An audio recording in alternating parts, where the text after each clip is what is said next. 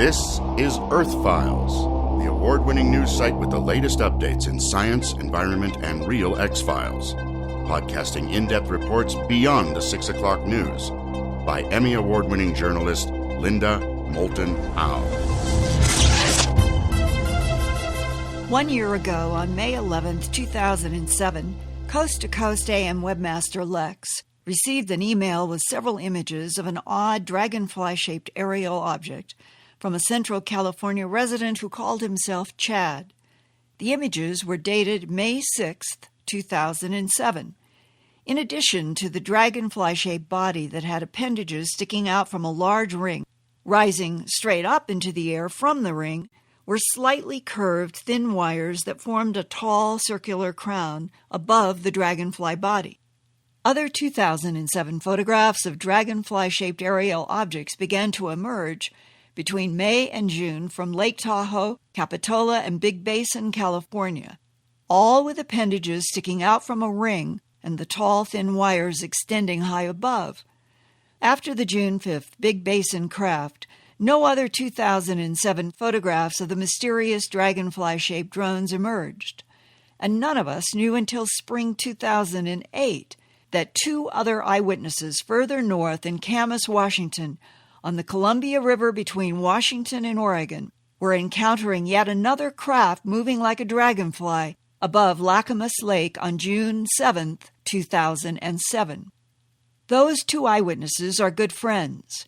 After a year of silence, one has agreed to speak on the record with his full name, Brent Uroe, a 48-year-old professional artist who specializes in airbrushing cars, motorcycles, and blue jeans. Even though Brent was born and raised in the Vancouver, Washington region as a strict Catholic, he has not been as upset as his friend Tim by their encounter with an unearthly-looking aerial craft. Tim is a Christian fundamentalist who does not accept there is other intelligent life beyond Earth, and he is not willing to comment. Brent Uroe is a single parent with two sons. In the late afternoon of Thursday, June 7, 2007, Brent dropped one of his sons downtown in Camas and was returning home up the big hill that goes toward Lakamas Lake. He heard sirens and could see behind him the blue flashing lights of two police cars speeding up the hill. Brent pulled over as the police went by. After that came more emergency rescue vehicles, a fire truck and another police car. Brent worried there had been a big wreck up ahead and thought of his good friend Tim, who lived up the road. When Brent reached Tim's house, he was relieved that all was quiet, but he was surprised when more Camas City Police and Clark County officers sped by. Brent Uroe drove to an open space overlooking Lakamas Lake to see if there was a wreck on Ledbetter, a curvy road that follows the lake. He could not see anything on the road, but coming toward him in the sky was something he had never seen before. And I saw what I thought was a logging helicopter, a really small-framed helicopter, like a wire-framed helicopter, coming down what we call Lakamas Valley, down along Lakamas Creek. And I thought, well, that's kind of weird. And I started hearing the static sound, and I thought it was my radio, and I pushed a button on my stereo, and I just realized that it was on CD, and it was a CD playing, and I'm going, well, what's that, So I thought that maybe I'd run over a branch or something when I was dragging a branch. This is kind of what it sounded like, So I rolled down my window, and I was slowing down. I rolled down the passenger window, and it sounded like it was coming out of the passenger window. And I could hear the wind, going over my sunroof and stuff. So as I'm slowing down, it seemed like it was getting louder. It's still making this sound, and it's getting louder and louder and louder. And I'm going, what the heck? And I looked to my left, which is just about, probably, a couple hundred feet, maybe 300 feet over the water where I'm at on the road. Mm-hmm. And I saw what I thought was that helicopter thing. As I'm slowing way down, it's still making this sound, and it's getting louder and louder and louder. And I'm going, what the heck? And I saw what I thought was that helicopter thing. What the heck? Mm-hmm. I'm getting ready to jump out and see if there's a branch or something stuck under my car, and I realized that the sound is coming from this thing, okay? And I'm looking at it. My first thing was I'm looking for some sort of a propulsion system. I'm looking for a propeller, and I know that there was, there's a ring, okay? So, and I know I could see light through this ring. I was it was at a side angle, but I couldn't hear anything that sounded like a turbine engine or, an internal combustion engine or a steam engine or anything for that matter, and I'm real mechanical and that kind of stuff, and I know what that stuff sounds like, and I'm going, that is so weird. And I'm looking at this thing, and it's not like anything I've ever seen in my life, okay? And I'm just in awe. And I'm sitting there, and I got a really nice Olympus camera in my glove box. And I'm in so much shock over this thing that I didn't even think about it. I'm just like sitting there, and I'm looking around to see if there's anybody else, because I live in a fairly rural area, but a lot of people jog and bicycle and stuff by the lake, and I didn't see a soul, and I'm thinking, oh, my word. Here I am having a close encounter, and there isn't anybody around. This is crazy. And I'm sitting there looking at this thing, and it just kind of like, it hovered. And as it was coming down, I noticed when it was coming down, when I saw it through the trees when it was coming up the hill, it was moving back and forth like in an erratic motion, like it was looking for something, you know what I mean? Like a helicopter going back and forth looking for something. But I could see it like rotated, like a helicopter would, kind of. So it was staying stationary, but the body of it was twisting or something. And I'm going, what the heck? As I'm looking at this thing, it's really, really loud, and it made a static sound. Okay, it sounded like electricity or something. Like what a Jacob's ladder is, where it goes zzz, or the static on a television late at night, except for exaggerated, really loud. And Brent, what is there where it seemed to be looking? I don't know. It was over the lake, but it wasn't a helicopter. There was no blades on it. There was no props, and it had a nose on it. Okay. And it had what, to me, it looked like I understand how airplanes work and stuff, a wing. There wasn't anything that you would resemble a wing in any way, shape, or form. The nose maybe, perhaps, resembled a wing, but there wasn't a leading edge on it. It was all the same width, it was weird. When you say nose, what do you mean nose? When I say nose, it had a different thing on the front. The front of it, it was a different appendage than the other ones. The other ones looked like spikes or spears, or something like that. So how is this nose different? It was long and it was flat. I know that for sure. It was long and it was flatter. The other appendages seemed to be bulkier for some reason. It was an obvious ring, okay? It did have appendages that I could see for sure. One longer one in the front, and it had one coming out towards me because I could see the end of it. And where they joined the body at, it looked like there was like couplers or something. Like it looked like almost like a transformer to me, with the wire structure, with couplers everywhere where there was, like the thing that went out the front.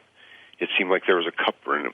And one of the things that went through my head was that the thing was hurt or that it was injured or there was something, it was malfunctioning is what I felt like because of the way it was twitching and stuff. And I started to smell something that smelled like ozone. I don't know if you know what ozone smells like, but like a burnt circuit board or something like that.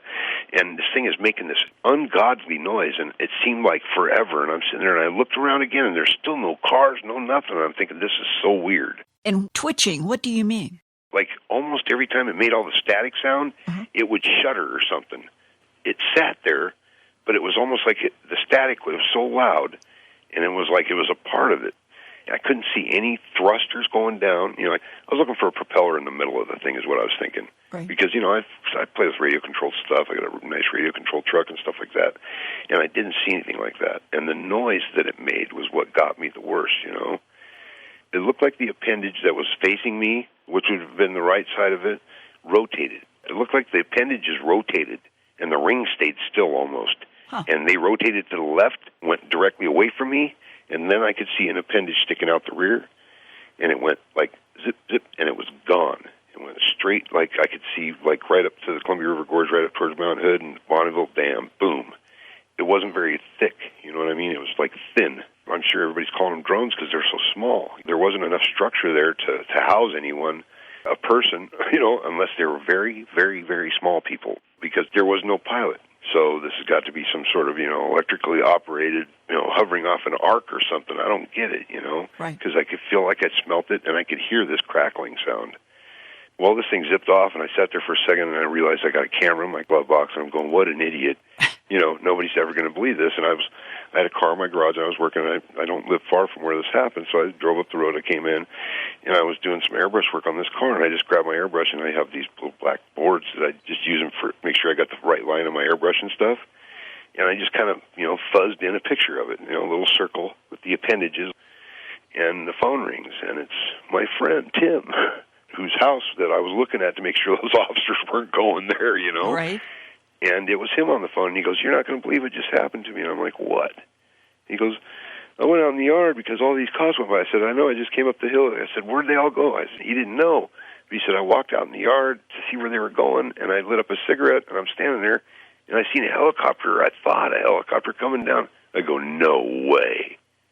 And he goes, yeah. I go, why? And I says, Tim, I was coming up the hill when all those cops went by, and I saw the same thing you saw. Was it making any noise? And he's going, oh, it was weird. It didn't sound, you know, and I mean, he saw the exact same thing I saw. The only difference was he said he thought it had lights on it, you know? Right. It was the evening, and the sun was setting and stuff, and it would have been up high enough to reflect some light, but he swears to God that he says it looked like it had two headlights on it, and it was moving back and forth. It was like looking, you know, like snooping or something. And I'm going, really? And he goes, yeah, and then it stopped, and he goes, and it took off and went that way. He would have been closer than I was, but he was underneath of it. He was down at the lake level, and I'm, you know, several hundred feet above him on the hill, and it was about level with me, and when it took off, it was probably closer to him than it was me, and he says that he could see air through the bottom of it, and it had the nose, the exact same thing. So he came over, and we just kind of drew it. Sit there with an airbrush, and I drew a little bit, and he tried a little bit, and I did one, you know, kind of front on what he thought it looked like with the lights, and I was doing lightning on this car. And I'm going, you know, I could smell ozone and stuff, you know, and we kept talking about this crackling, and we were comparing it to electrical, you know, popping and stuff like that, or a speaker square waving, and I go, you know, I don't know why, but I just feel like lightning, you know what I mean? It's electricity, and I threw the lightning through it. And on this particular object that you and Tim saw, that seems to be very similar to the drones that people were seeing in May and June of 2007.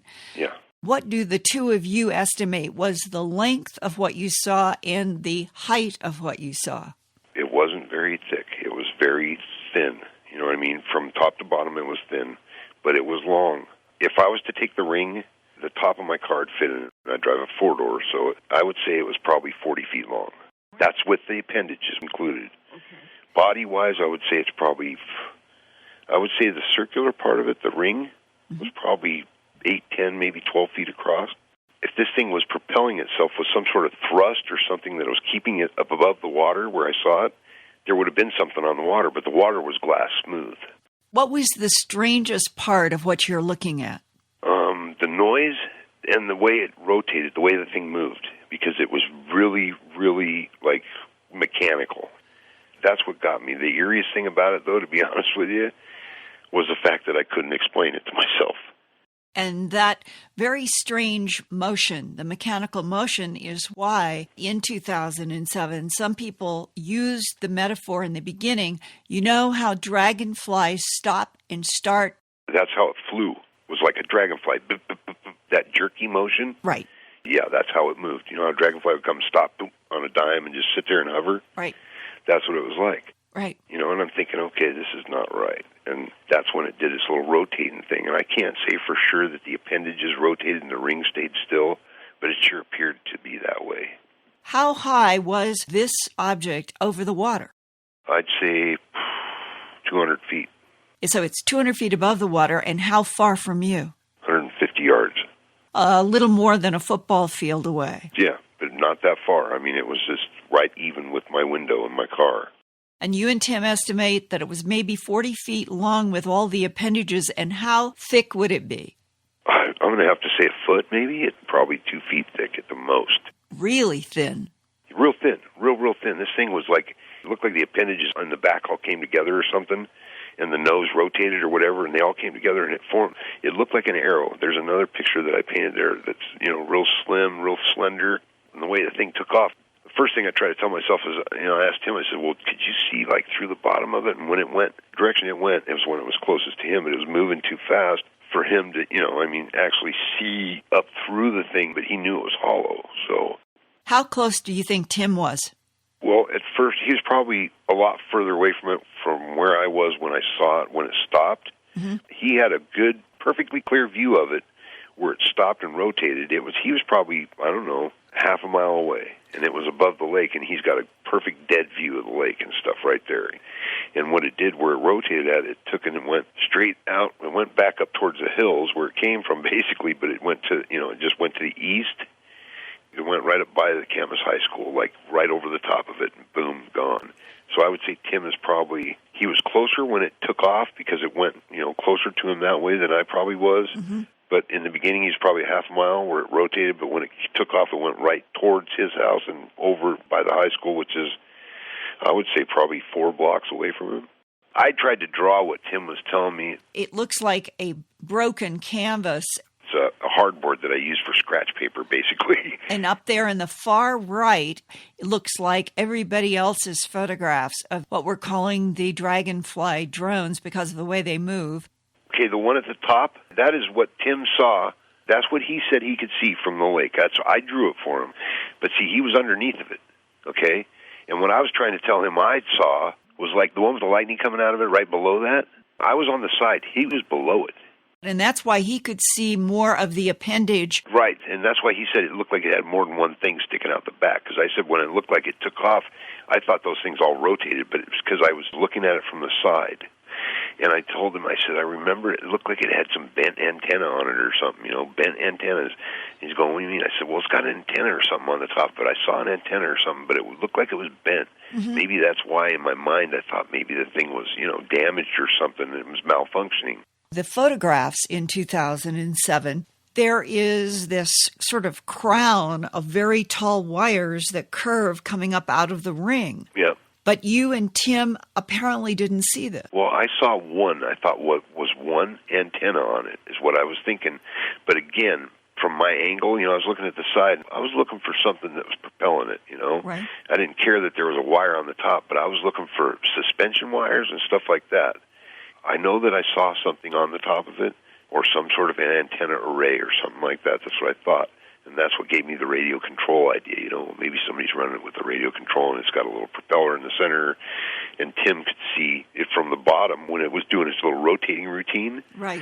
And he said that, no, it was hollow. There was nothing there. And I says, I know, but it doesn't make sense. It's impossible. And so we agreed at that time. We just, instead of telling anybody about it, let's just shut up and so nobody thinks we're retards, Don't want anybody thinking we're stupid or crazy, And he's more into electronic stuff. He said it sounded like a speaker square waving.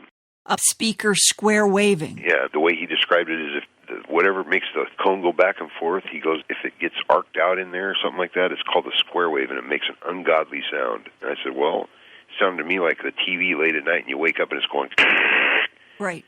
But it was really super loud. That's why I couldn't believe that nobody else has seen it. Nobody else said anything about it. I mean, maybe everybody's got the same idea I did. Just, some things are better left unsaid.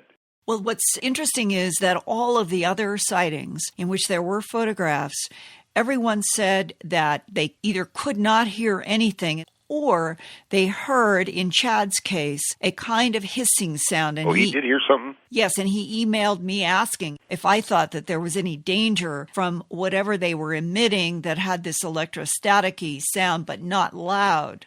I have this thing in my mind, those plasma balls? Have you ever seen one of those things? They got the little things inside of, let's go out to the balls. Yeah. Well, that's kind of what I felt like.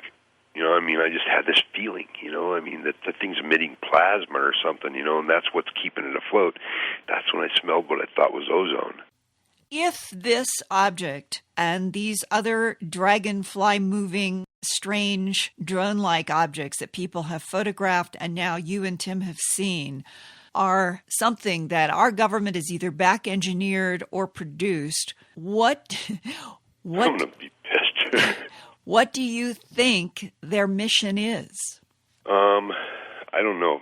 Can I tell you what I felt about it all along? I'm really good about having feelings towards stuff. I almost felt like this thing was prospecting, like it was a research vehicle. It's something, it's looking for something. They're looking for gold. That's what I thought.